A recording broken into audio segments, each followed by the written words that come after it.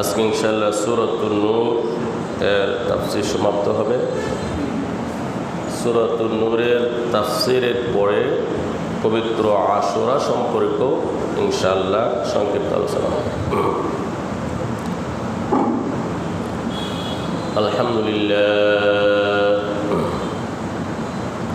আলহামদুলিল্লাহ নাহমাদুহু ওয়া নাস্তাঈনুহু ওয়া নাস্তাগফিরুহু ওয়া নু'মিনু বিহি ওয়া নাতাওয়াক্কালু আলাইহি ওয়া না'উযু বিল্লাহি মিন শুরুরি আনফুসিনা ওয়া মিন সাইয়্যাতি আ'মালিনা من يهده الله فلا مضل له ومن يضلل فلا هادي له واشهد ان لا اله الا الله وحده لا شريك له واشهد ان سيدنا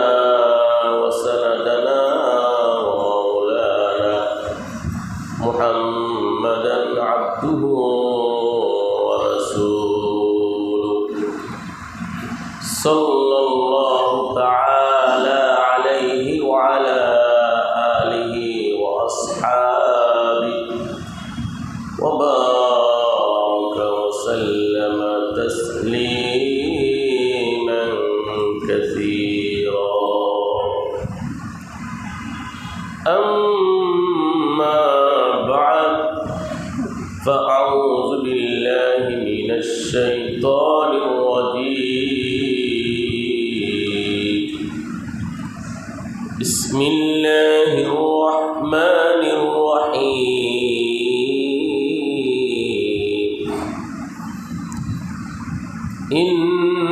إنما المؤمنون الذين آمنوا بالله ورسوله وإذا كانوا معه على أمر جامع لم يذهبوا حتى يستأذنوه إن الذين يستأذنونك أولئك الذين يؤمنون بالله ورسوله فإذا استأذنوك لبعض شانهم فأذن لمن شئت منهم واستغفر لهم الله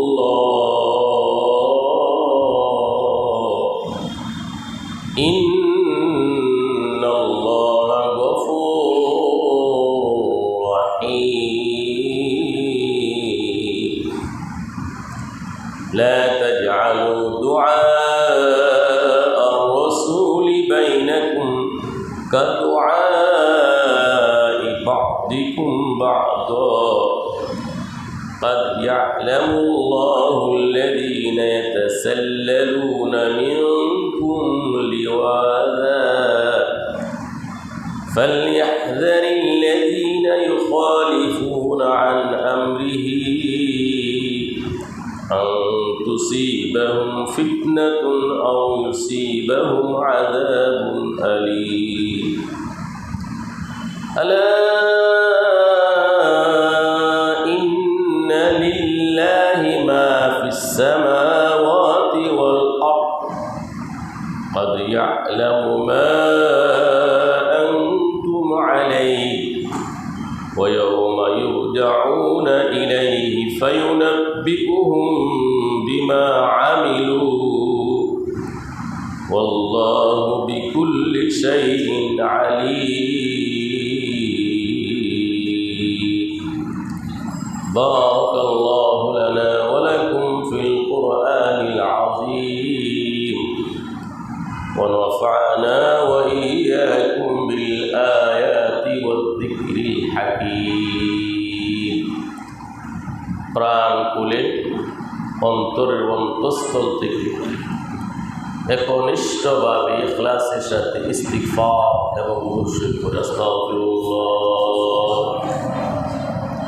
আস্তাগফিরুল্লাহ আল্লাযী লা ইলাহা ইল্লা হুয়াল হাইয়ুল কাইয়্যুম ওয়া আতুবু ইলাইহি আস্তাগফিরুল্লাহ আল্লাযী লা ইলাহা ইল্লা হুয়াল হাইয়ুল কাইয়্যুম ওয়া আতুবু ইলাইহি আস্তাগফিরুল্লাহ আল্লাযী লা ইলাহা ইল্লা হুয়াল হাইয়ুল কাইয়্যুম ওয়া আতুবু ইলাইহি ওয়ালা হাওলা ওয়ালা কুওয়াতা ইল্লা বিল্লাহিল আলিয়্যিল আযীম আল্লাহুম্মা সাল্লি আলা মুহাম্মাদিন ওয়া আলা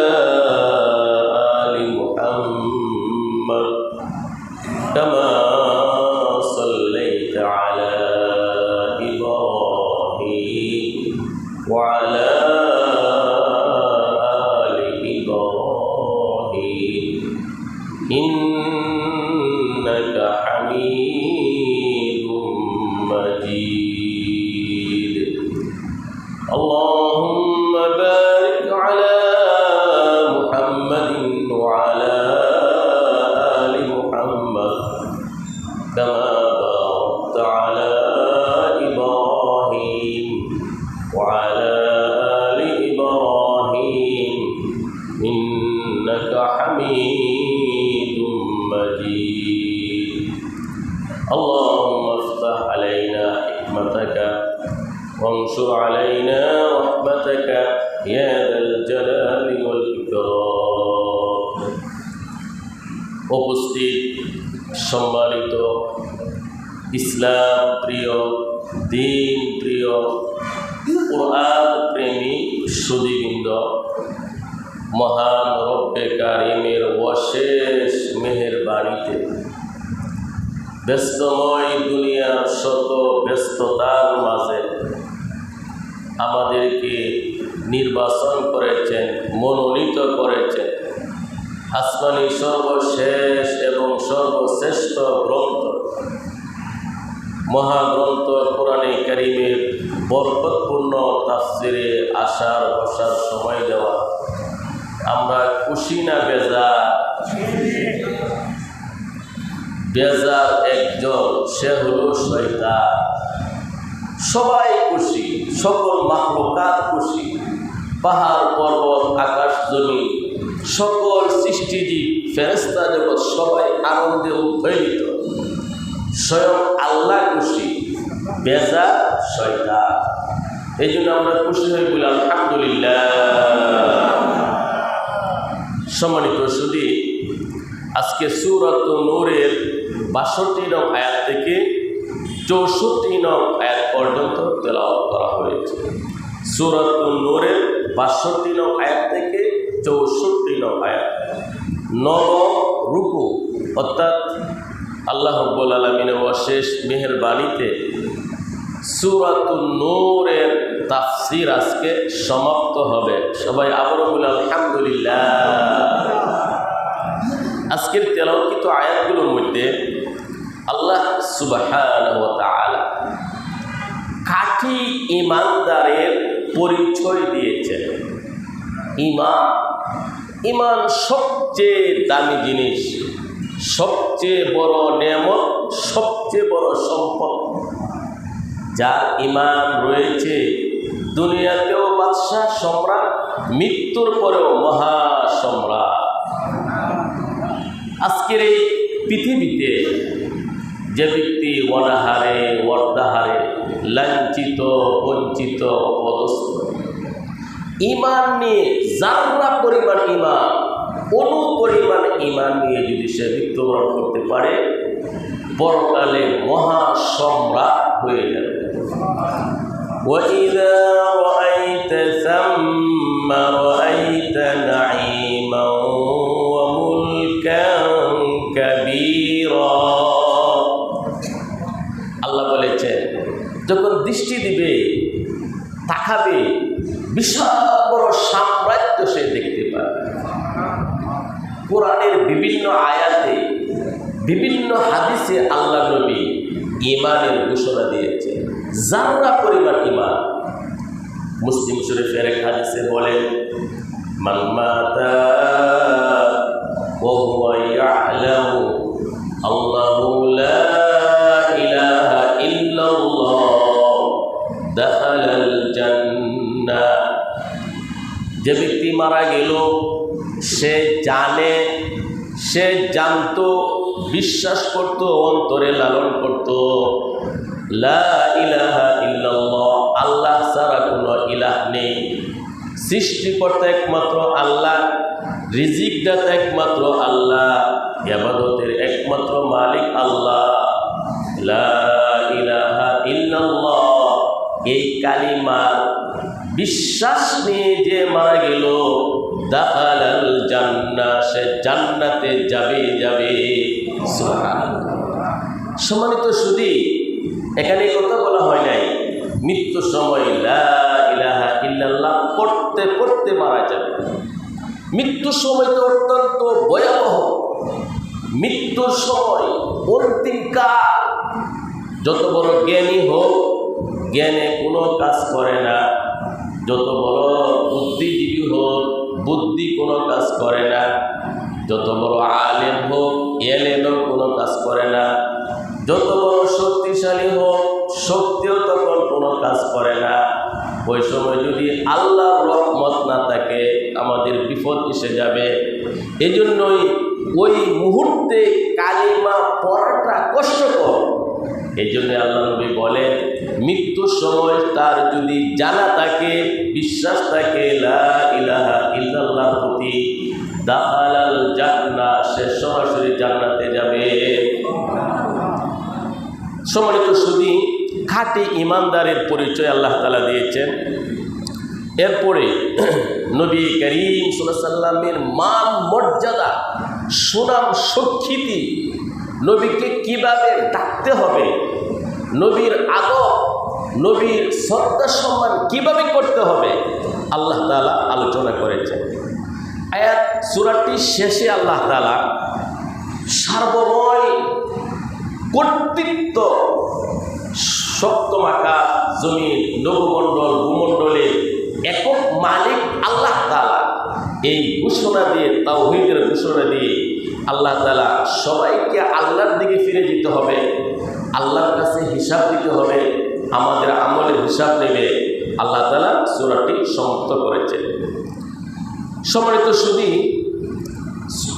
প্রথম যে আয়াতটি তেলাওয়াত করলাম, সূরাতুন নূরের ৬২ নম্বর আয়াত। ৬২ নম্বর আয়াতের শানে নুজুল, প্রেক্ষাপট, যে কারণে আল্লাহ তাআলা সূরাতুন নূরের ৬২ নং আয়াত নাজিল করলেন, যে প্রেক্ষিতে, যে পরিস্থিতিতে সূরাতুন নূরের ৬২ নং আয়াত নাজিল করলেন। সূরাতুন নূরের ৬২ নং আয়াতের শানে নুজুল। আপনারা জানেন গাজওয়ে আহজাব, যাকে খন্দক যুদ্ধ বলা হয়,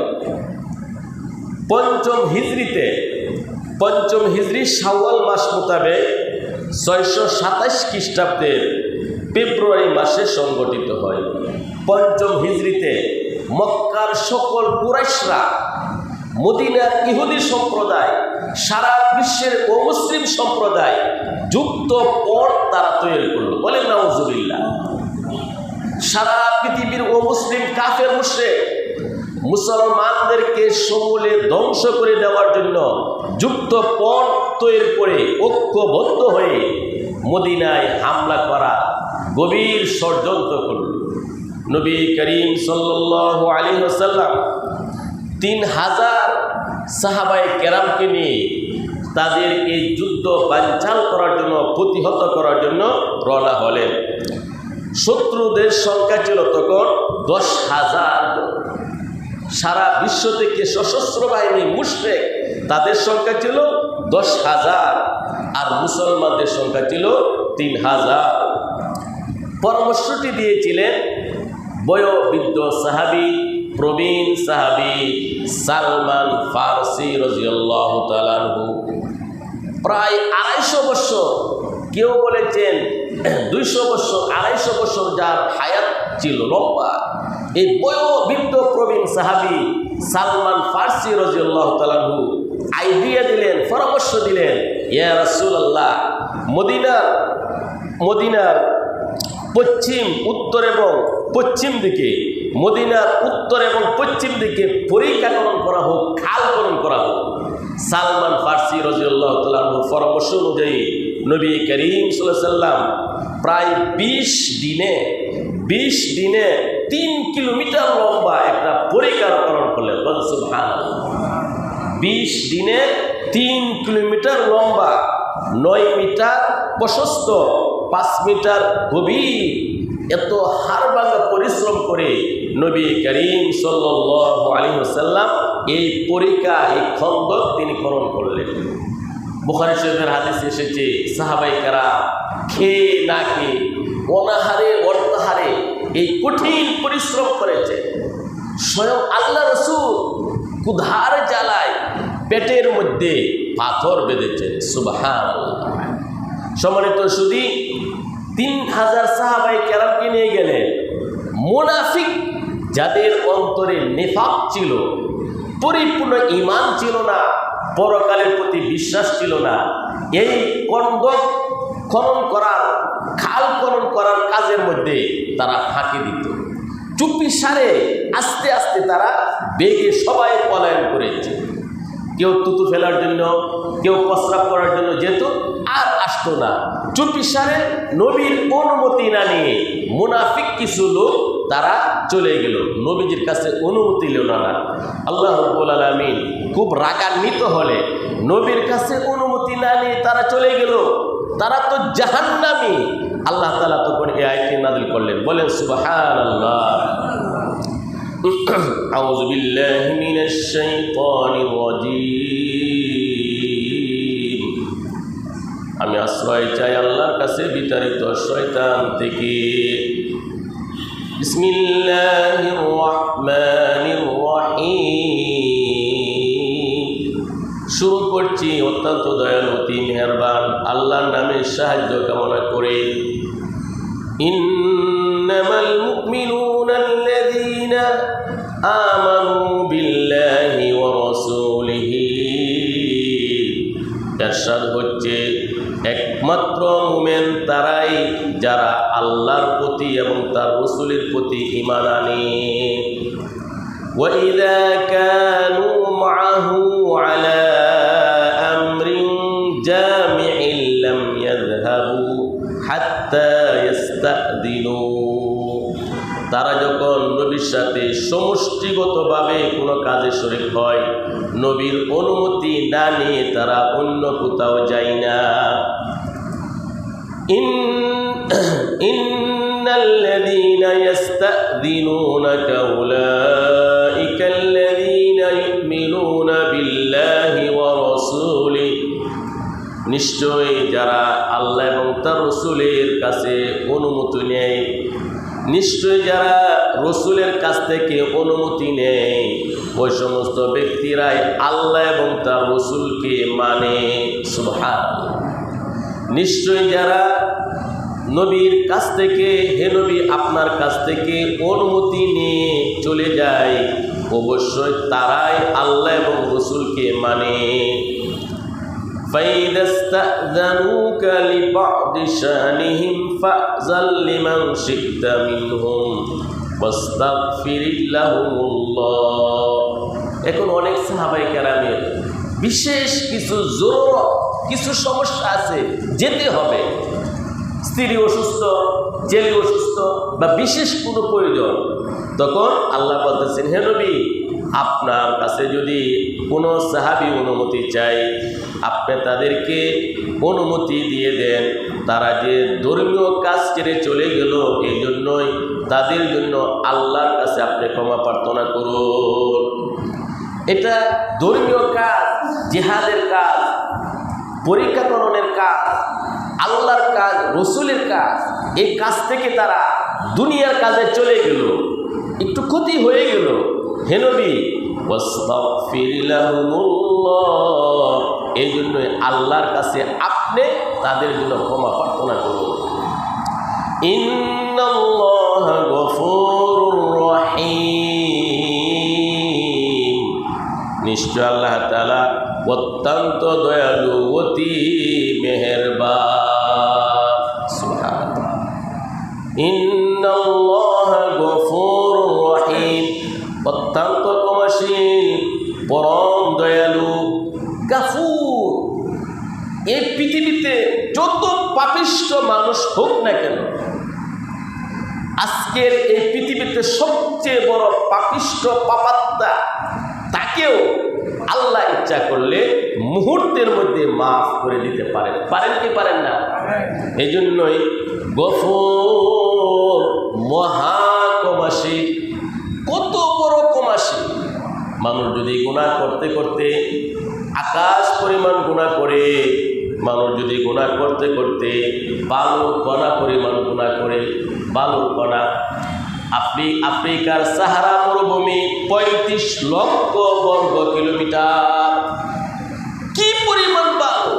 সারা পৃথিবীতে কি পরিমাণ বালু! এই পরিমাণ যদি কেউ গুনাহ করে, সমুদ্রের ফেরা সমতুল্য কেউ যদি গুনাহ করে, গাছের পাতা পরিমাণ কেউ যদি গুনাহ করে, আল্লাহ বলেন লা তাকনাতু মির রাহমাতিল্লাহ, আল্লাহর রহমত থেকে তারা যেন নিরাশ না হয়। আল্লাহ।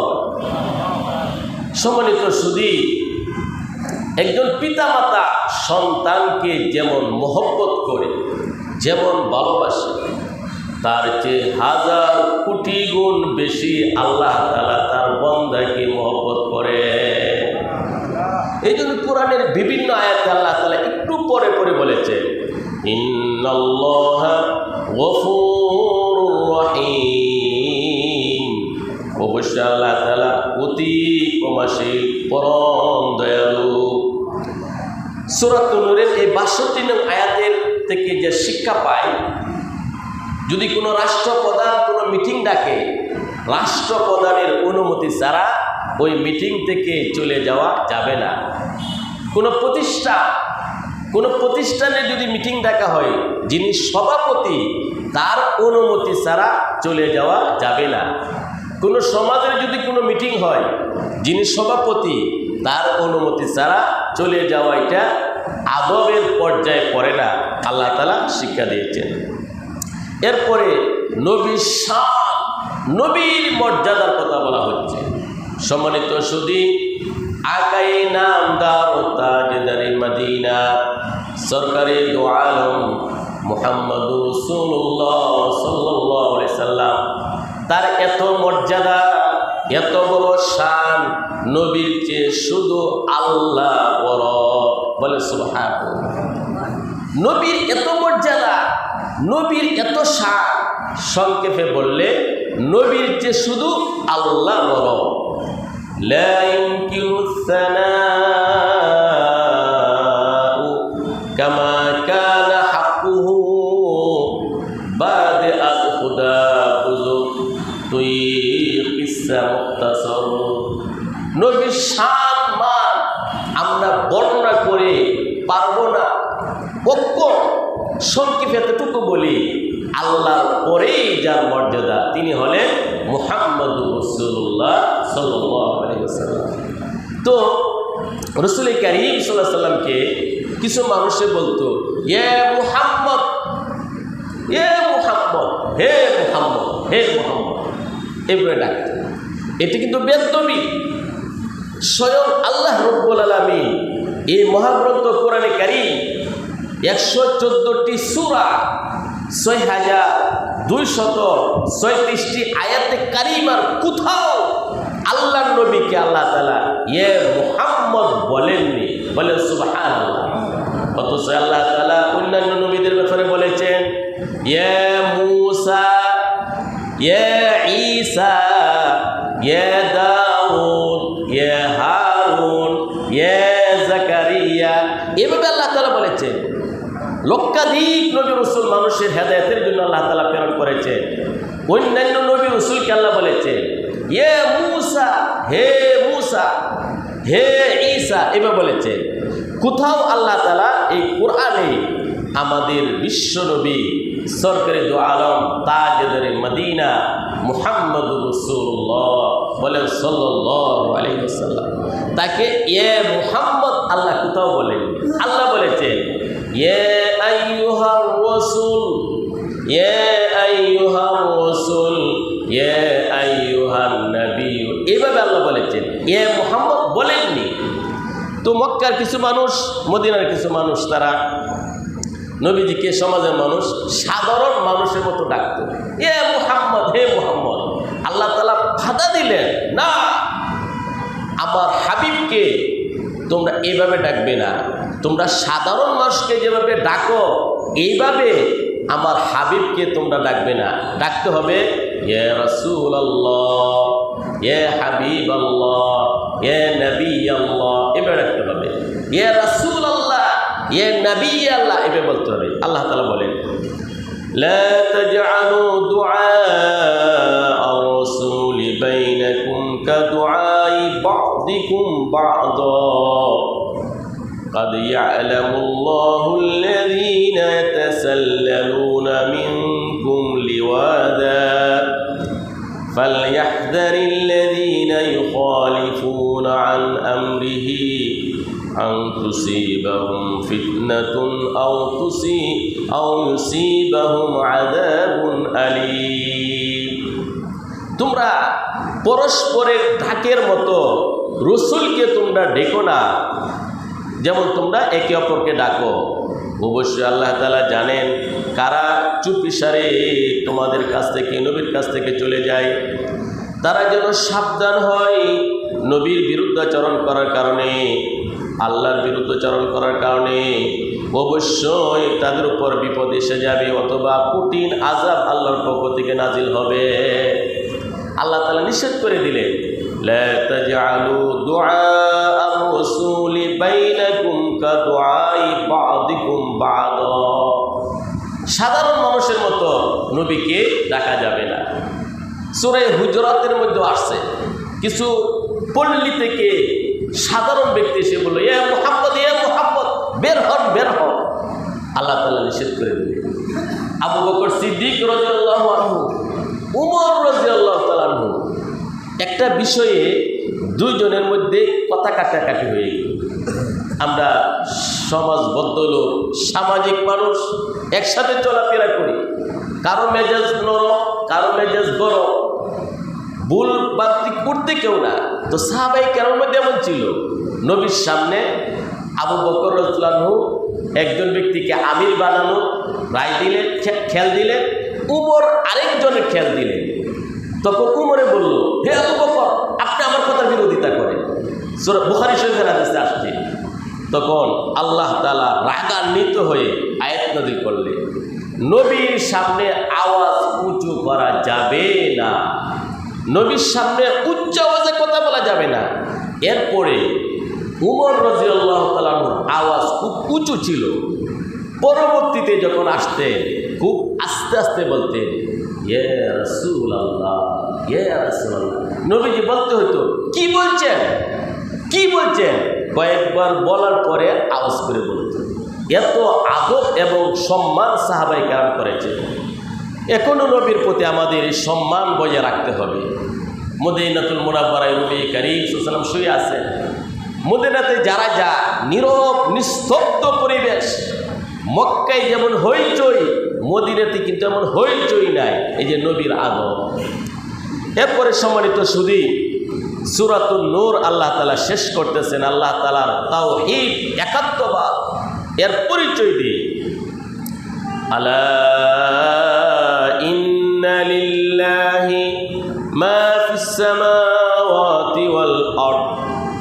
সাবধান, আলা হরফে তানবীহ, সাবধান, মনোযোগ সহকারে শোনো, অবশ্যই মনোযোগ সহকারে শোনো। বিশেষ দ্রষ্টব্য, ইম্পর্টেন্ট কথা বোঝানোর জন্য। আল্লাহর কথা তো ইম্পর্টেন্ট, সবগুলোই গুরুত্বপূর্ণ। এরপর আরো বেশি গুরুত্ব দেওয়ার জন্য হরফে তানবীহ, সতর্কমূলক হরফ ব্যবহার করা হয়। আলা, সাবধান, মনোযোগ সহকারে শোনো। হে বিশ্ববাসী, মনোযোগ সহকারে শোনো। ইন্না লিল্লাহি মা ফিস সামাওয়াতি ওয়াল আরদ, অবশ্যই নবমণ্ডল এবং ভূমণ্ডলে, সাত আকাশ জমিনে যা রয়েছে সব কিছুর একক মালিক আল্লাহ তাআলা।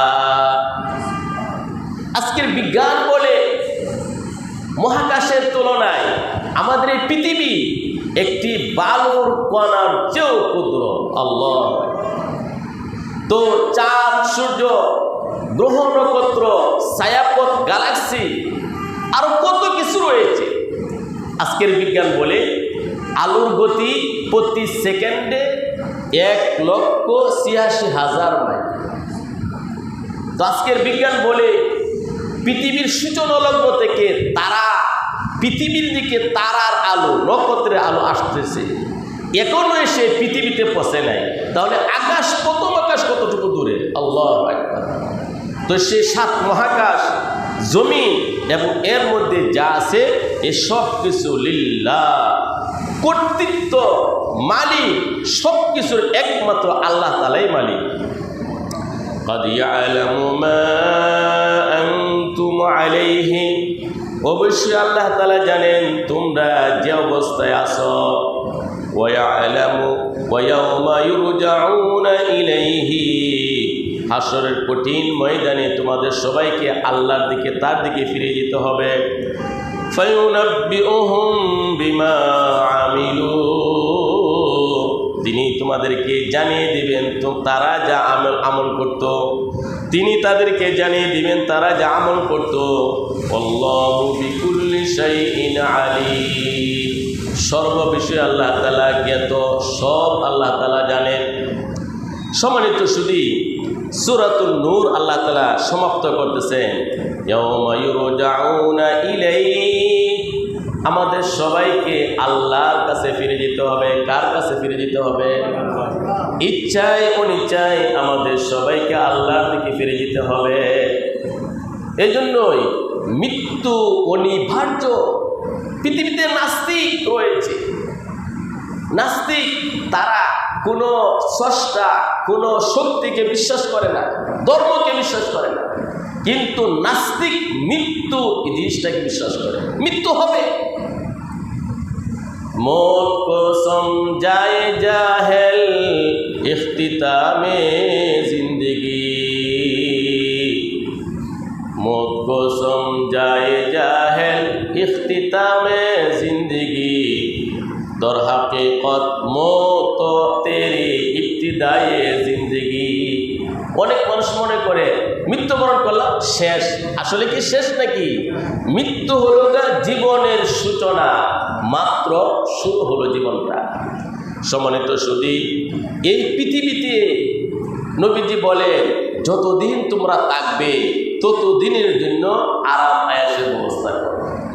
এই উম্মতের গড় আয়ু হলো 60 থেকে 70, 60 থেকে 70। আল্লাহ নবী বলেন তুমি এই পৃথিবীতে যতদিন থাকবে ততদিনের জন্য তুমি দুনিয়ার ব্যবস্থা করো, আর পরকালে যতদিন থাকবে পরকালের ব্যবস্থা করো। সম্মানিত সুধী, কোরআনের বিভিন্ন আয়াতে আল্লাহ বলেছেন খালিদিনা ফিহা আবাদা, অনন্তকাল সেখানে থাকবে। জান্নাতি যারা অনন্তকাল থাকবে, জাহান্নামী যারা অনন্তকাল থাকবে। ইমাম গাজালি রহমাতুল্লাহি আলাইহি একটা উদাহরণ দেন, সারা পৃথিবীটা যদি সরিষা দিয়ে ভরে দেওয়া হয়, সরিষা, সারা পৃথিবীটা যদি সরিষা দিয়ে ভরে দেওয়া হয়, 1000 বছর পরে একটি পাখি যদি একটি সরিষা আহার করে, আমাদের মেধা, আমাদের ঘিলু, আমাদের বিবেক বুদ্ধিতে ধরে কোনো না কোনো সময় পৃথিবী ভর্তি সরিষা শেষ হবে, হবে কি হবে না? সারা পৃথিবী ভর্তি সরিষা 1000 বছর পরে পাখি একটি সরিষা আহার করবে। এরপরেও আমাদের মেধায় ধরে কোনো না কোনো সময় পৃথিবী ভর্তি সরিষা শেষ হবে। কিন্তু যারা জান্নাতি, জান্নাতে যাবে অনন্তকাল, আর শেষ হবে না সময়। যারা জাহান্নামী, তারা জাহান্নামে যাবে অনন্তকাল, আর এই সময় শেষ হবে না। সম্মানিত শুধু জাহান্নামীরা যখন জাহান্নামে যাবে তখন সেখানে আল্লাহর কাছে আবেদন করবে, রব্বুল আলামিন আমাদেরকে দ্বিতীয়বার আবার দুনিয়াতে প্রেরণ করুন, আমরা এখন সবাই ঈমান আনবো, নেক আমল করব। সূরাতুল ফাতিরের 37 নম্বর আয়াতে আল্লাহ তাআলা এই কথাটি বলেছেন।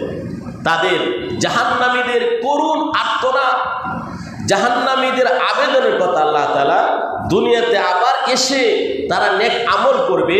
সূরাতুল ফাতির আয়াত নং 37। ওয়াহুম ইয়াসতারিখুনা ফিহা রব্বানা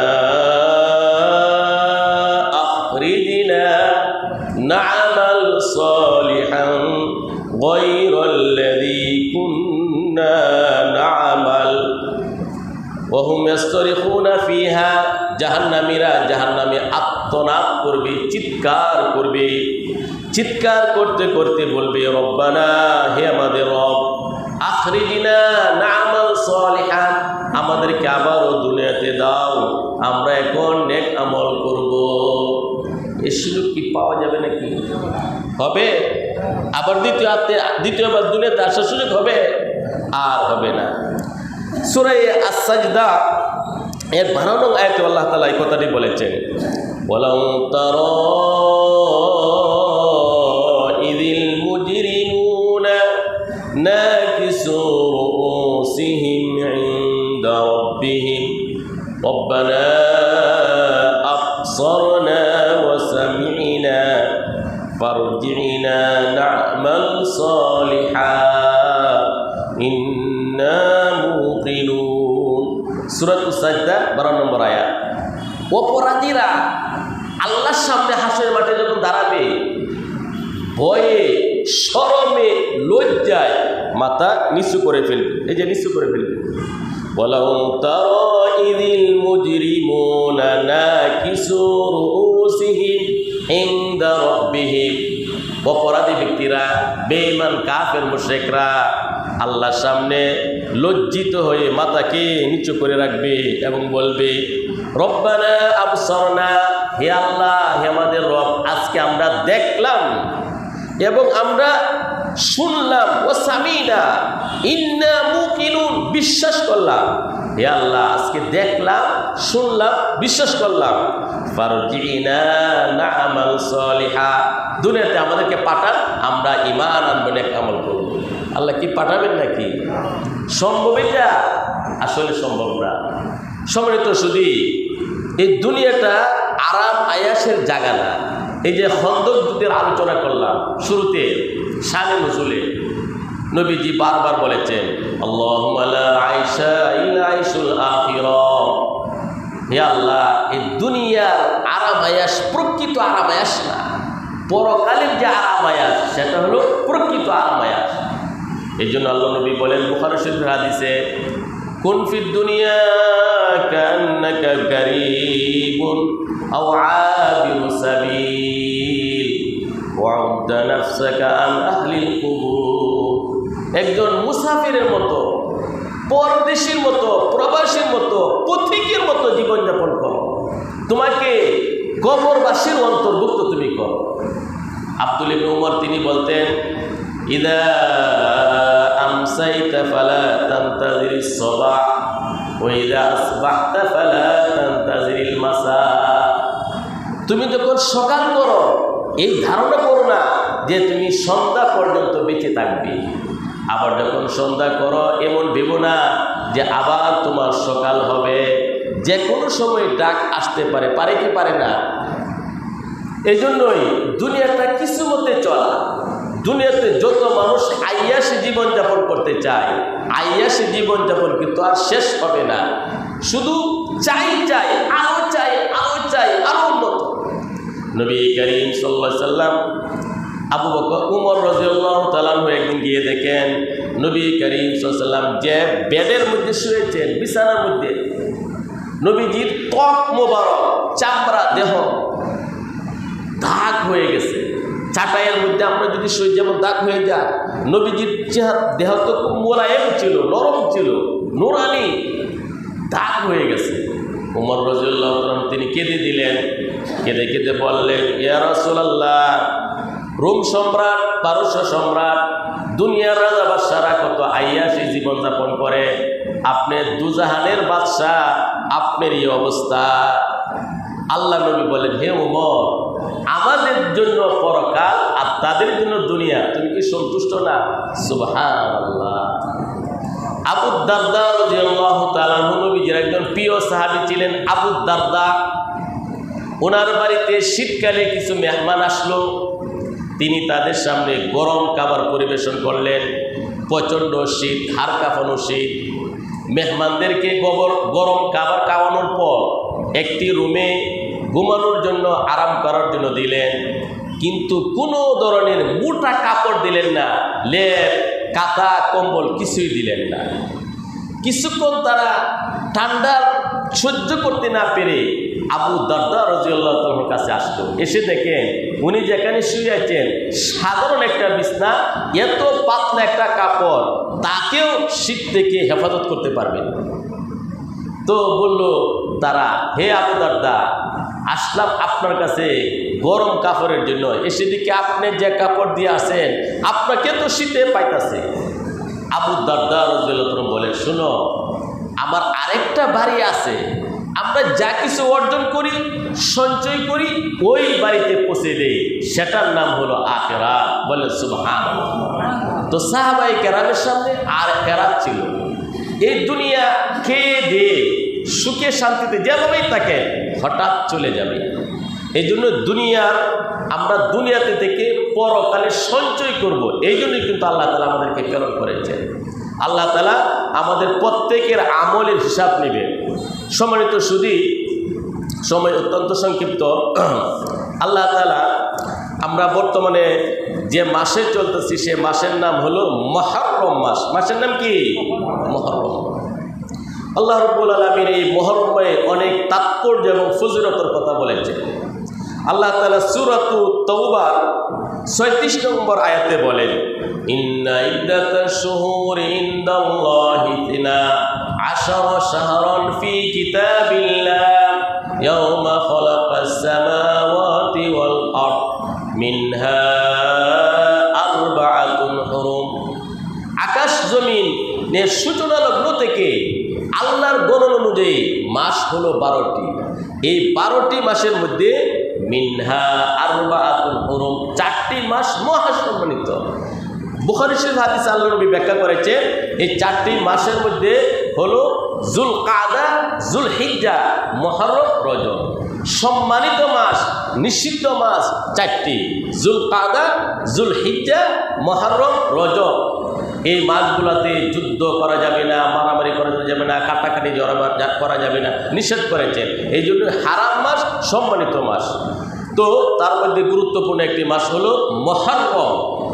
আজকে মুহররমের 9 তারিখ পড়ে গেছে, 1447 হিজরি। মুহররম মাসের 10 তারিখকে আশুরা বলা হয়। মুহররম মাসের 10 তারিখ, আগামী রবিবার হলো মুহররমের 10 তারিখ। মুহররম মাসের 10 তারিখকে আশুরা বলা হয়, দশম বা দশমী।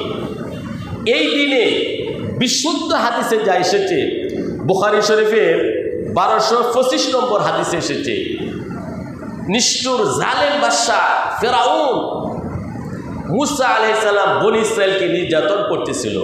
আল্লাহর নির্দেশে মুসা আলাইহিস সালাম বনী ইসরাইলকে নিয়ে মিশর থেকে যখন শামে যাওয়ার উদ্দেশ্যে রওনা হলেন, মধ্যে লোহিত সাগর পড়ল। লোহিত সাগর। মুসা আলাইহিস সালাম বনী ইসরাইলকে নিয়ে শামে যাবেন, সামনে যখন লোহিত সাগর পড়ল, বনী ইসরাইল বলল, ইন্না লামুদরাকুন, হে মুসা, আমরা তো ধরা পড়ে গেলাম। লক্ষ লক্ষ সৈন্যবাহিনী, সশস্ত্র বাহিনী ফেরাউনের, তারা পিছন থেকে দাওয়া করতেছে, সামনে লোহিত সাগর, আমরা তো ধরা পড়ে গেলাম। মুসা আলাইহিস সালাম বললেন, কাল্লা ইন্না মাইয়া রব্বি সায়াহদিন, কখনো না, আল্লাহ আমার সাথে আছেন, আমাকে আল্লাহ রাস্তা দেখাবেন। আল্লাহ রাব্বুল আলামিন মূসা আলাইহিস সালামকে মেসেজ দিলেন, হে মূসা, তোমার লাঠি দিয়ে এই লোহিত সাগরে বাড়ি দাও। বাড়ি দেওয়ার সাথে সাথে 12টি বিশ্বরূপ হয়ে গেল, পাহাড়ের মতো বড় বড় 12টি বিশ্বরূপ হয়ে গেল। 12টি বনী ইসরাইলের পুত্র এই 12টি পথ দিয়ে লোহিত সাগর পাড়ি দিল। পিছন দিক থেকে যখন ফেরাউনের বাহিনী আসে, ফেরাউন সহ, ফেরাউন এসে বলল, এই যে দেখো আমার নির্দেশে সাগরে রাস্তা হয়ে গেছে। বলেন নাউজুবিল্লাহ। ফেরাউন যখন এই বাহিনী নিয়ে সাগরের মধ্যে গেল, আল্লাহ অর্ডার দিলেন, এখন ধর। পানি সবাইকে নিমজ্জিত করলো, লাঞ্ছিত করে এদেরকে আল্লাহ তাআলা ধ্বংস করে দিলেন। ফেরাউন যখন মারা যায় তখন কিন্তু বারবার বলেছিল লা ইলাহা ইল্লাল্লাহ, কিন্তু আযাব এসে গেলে তওবা ঈমান গ্রহণযোগ্য না। সম্মানিত সুধী, আল্লাহ রাব্বুল আলামিন কোরআনেও বলেছেন, বুখারী শরীফের 1125 নম্বর হাদিসে নবীজি বলেন, নবী করিম সাল্লাল্লাহু আলাইহি ওয়াসাল্লাম যখন মক্কাতুল মুকাররমা থেকে আল্লাহর নির্দেশে মদিনাতুল মুনাওয়ারা হিজরত করলেন, হিজরত করার পর দেখলেন ইহুদি সম্প্রদায় তারা রোজা পালন করে, রোজা রাখে। আল্লাহ নবী বললেন, তোমরা আজকে রোজা রেখেছো কেন? ইহুদিরা বলে, আজকে হলো মুহররমের 10 তারিখ, আশুরার দিন। আমাদের পয়গম্বর মূসা আলাইহিস সালাম তিনি সমুদ্র পাড়ি দিয়ে বিজয় লাভ করেছিলেন, আর ফেরাউনকে আল্লাহ তাআলা ডুবিয়ে হত্যা করেছেন। শুকরিয়া আদায় করার জন্য আজকে আমরা আশুরার দিন রোজা রাখি। বলেন সুবহানাল্লাহ। আল্লাহ নবী বললেন তখন, আরে ফানাহনু আহাক্কু ওয়া আউলা বিমূসা মিনকুম, আমরা তো মূসার আরো বেশি কাছাকাছি, আগামী বছর আমরাও রোজা রাখবো, তবে তোমরা একটা রাখো, আমরা 2টা রাখবো। তো আল্লাহ নবী আমাদেরকে 2টি রোজা রাখার জন্য বলেছে। আগামী শনিবার দিন, আজকে রাত্রে কে রাখতে হবে, শনিবার দিন একটি আর রবিবার দিন একটি, অথবা রোববার দিন, সোমবার দিন। এখন এই আশুরা রোজার গুরুত্ব কতটুকু? সম্মানিত সুধী, জাহিলিয়তের যুগে, বর্বরতার যুগে মানুষ মুহররমের 10 তারিখ আশুরা দিন রোজা রাখত। রাসূল করিম সাল্লাল্লাহু আলাইহি ওয়াসাল্লাম তিনিও আশুরা রোজা রাখার জন্য সাহাবায়ে কেরামকে বলেছেন। বুখারী শরীফের হাদিসে এসেছে, মাহে রমজানের রোজা ফরজ হওয়ার পূর্বে আশুরা রোজা রাখতেন। যখন আল্লাহ তাআলা মাহে রমজানের রোজা ফরজ করেছে, আশুরা রোজা ঐচ্ছিক হয়ে গেছে, কিন্তু গুরুত্ব অনেক বেশি। আসেন, আশুরা রোজার কি পরিমাণ গুরুত্ব। মুসলিম শরীফের 163 নম্বর হাদিসে এসেছে, মুসলিম শরীফ 163 নম্বর হাদিস, আফজালুস সিয়ামি বাদা রমাদান, আফজালুস সিয়ামি বাদা রমাদান শাহরুল্লাহিল মুহাররম। আল্লাহ নবী বলেন, রমজানের পরে সবচেয়ে শ্রেষ্ঠ রোজা হলো আল্লাহর মাস মুহররমের আশুরা রোজা। সুবহানাল্লাহ। সব মাস আল্লাহ, কিন্তু মুহররমকে আল্লাহর মাস বলেছেন আল্লাহ রাসূল। এবং আফজালুস সিয়ামি বাদা রমাদান শাহরুল্লাহিল মুহাররম, রমজানের পরে সবচেয়ে গুরুত্বপূর্ণ রোজা হলো আশুরা, মুহররমের 10 তারিখের রোজা। মুসলিম শরীফের 1162 নম্বর হাদিসে আল্লাহ নবী বলেন, সিয়ামু ইয়াউমি আশুরা আহতাসিবু আল্লাহ আই কাফফারা সানাতাল্লাতী ক্বাবলা। মুসলিম শরীফের 1162 নম্বর হাদিসে বলেন, আল্লাহ নবী বলেন, আশুরার রোজা যারা রাখবে, মুহররম মাসের আশুরার রোজা যারা রাখবে, আমি নবী আল্লাহর কাছে আশাবাদী, আল্লাহ তাআলা বিগত 1 বছরের গুনাহ আল্লাহ তাআলা মাফ করে দিবেন। সম্মানিত সুধী, অনেক সলফে সালিহিন, সাহাবায়ে কেরাম, বিজ্ঞ আলেমগণ মাহে রমজানের রোজা সফর অবস্থায় ছেড়ে দিতে, সফর অবস্থায় রমজান মাসের রোজা ছাড়া যায়, এই জন্য ছেড়ে দিতেন, কিন্তু আশুরা রোজা ছাড়তেন না। তারা বলতেন, রমজানের রোজা তো পরে কাজা করা যাবে, আদায় করা যাবে, আশুরা রোজা চলে গেলে আর সুযোগ নাই পালন করা। এই জন্য এত গুরুত্বপূর্ণ রোজা। জাহিলিয়তের যুগে ইহুদিরা আশুরার 10 তারিখ মুহররমের আশুরার দিনকে মহাদিন, ইয়াউমুল আজিম, ইয়াউমুল সলেহ, বরকতময় দিন, মহাদিন, ঈদের দিন হিসাবে তারা গ্রহণ করেছিল। এটি হলো আশুরার মূল শিক্ষা এবং মূল ইবাদত। আশুরার দিন আমরা মুহররমের 10 তারিখ রোজা রাখব। তো 9-10 অথবা 10-11 অনেক ফজিলতপূর্ণ আমল। আমরা এই সাধারণ সমাজে আসলে কি বলবো, আজকের বিশ্বত ও মুসলিমদের দ্বারা নিয়ন্ত্রিত যত media, electronic media, social media, print media, যত মিডিয়া সবগুলার দায়িত্ব এবং মালিক হলো ইহুদি খ্রিস্টান। সঠিক মেসেজ কিন্তু আমাদেরকে দেয় না। আজকের এই পৃথিবীর মানুষ জানে হুসাইন রাদিয়াল্লাহু তাআলা যে কারবালার ময়দানে শহীদ হয়েছিলেন, এই জন্যই মনে হয় আশুরা। একটা ভুল মেসেজ। সম্মানিত সুধী, নবী করিম সাল্লাল্লাহু আলাইহি সাল্লামের ইন্তেকালের 50 বছর পরে, নবী করিম সাল্লাল্লাহু আলাইহি সাল্লামের ইন্তেকালের 50 বছর পর 61 হিজরিতে মুহররমের 10 তারিখ কারবালার প্রান্তরে হুসাইন রাদিয়াল্লাহু তাআলা শাহাদাত বরণ করেছিলেন। আমরা আসলে দুঃখিত এবং মর্মাহত, যেহেতু তিনি এত সুচরিতভাবে শাহাদাত বরণ করেছেন। এই ঘটনা নবীজির ইন্তেকালের 50 বছর পর 61 হিজরিতে ঘটেছে। আর এখন চলতেছে 1447 হিজরি। তো 1386 হিজরি, 1386 বছর আগে ইমাম হুসাইন রাদিয়াল্লাহু তাআলা তিনি শাহাদাত বরণ করেছেন। 1386 বছর আগে। ইসলামের বিধান হলো, বুখারী শরীফের হাদিসে এসেছে, শোক পালন 3 দিনের অতিরিক্ত না। পিতা মারা গেল, মাতা মারা গেল, আপনজন মারা গেল, স্বাভাবিকভাবে শোক হত মর্মাহত, 3 দিনের অতিরিক্ত না। কিন্তু যদি স্বামী মারা যায় 4 মাস 10 দিন। তো হুসাইন রাদিয়াল্লাহু তাআলা তিনি শাহাদাত বরণ করেছেন, তিনি 1386 বছর হয়ে গেছে। এখন আমরা যদি শোক পালন করি, তাজিয়া মাতম করি, সে করি, এটা তো কুসংস্কার এবং বেদাত। এইটা কিন্তু বেশি প্রচার হয়। ঘটনাক্রমে মুহররমের 10 তারিখ তার শাহাদাত হয়ে গেছে, কিন্তু মুহররমের 10 তারিখ আসলে মর্যাদা পৃথিবীর সূচনা লগ্ন থেকে এবং কেবল পর্যন্ত থাকবে।